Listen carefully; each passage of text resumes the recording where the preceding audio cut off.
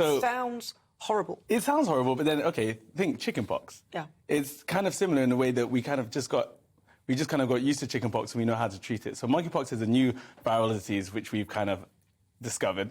I think there was a case back in Nigeria in the 1970s. There were quite a few cases, and now it's kind of just come to Britain. And I'd actually heard about it from last year, but now, obviously, we're seeing cases develop. So us as doctors, we've obviously been primed in terms of information.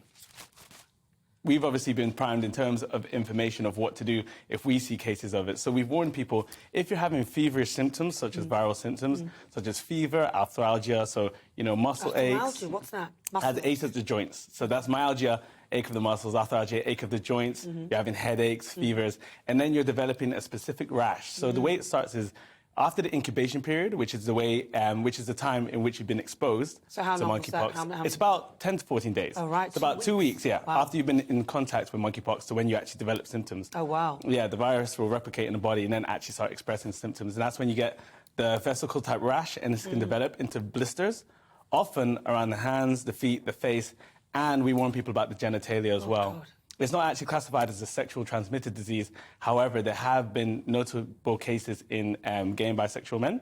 So we've warned people of the LGBT community to kind of make sure they're checking for any unconcerning new suspected rash, as well as these symptoms, and then getting in touch with 111.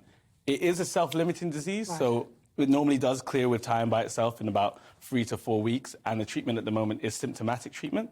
So it's basically just over-the-counter measures, but we're just making sure that people are aware, if they get a new concerning rash, what to do, so we can try and stop the spread. So do we know how it's transmitted? Yeah, so at the moment, the transmission, like I said, we know that there's an element of sexual transmission, but it's mainly contact. So if you have monkeypox and you have rash and vesicles there, and then you touch me or I touch a piece of clothing you've worn and whatnot, that's the general spread. But we know the spread isn't as transmissible in terms of transmission. It's not as bad as COVID. However, like a virus, it's the same way. If you sneeze or cough and you have monkeypox, then I can catch it too. But the spread isn't as easy as something like COVID. That's why the case number is probably lower than what we would expect from a virus like that. Or because the incubation period is 2 weeks, so a load of people could have all been in contact with each other. It's true. That's the problem. That's the problem. So we've also warned people to make sure that they are still regularly washing their hands and using hygiene methods such as gelling and whatnot, and trying not to share too much in terms of clothing or anything they're contacting.